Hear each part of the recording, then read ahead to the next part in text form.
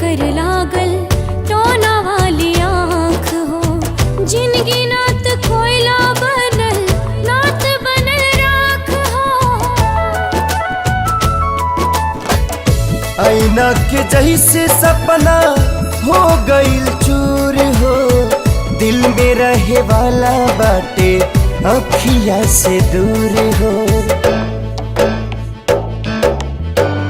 जन्नत सा जिंदगी के जहनुम बनावे, जन्नत सा जिंदगी के जहनुम बनावे। जुदाई रे नाही जियावे ना मुआवे, ई जुदाई रे नाही जियावे ना मुआवे।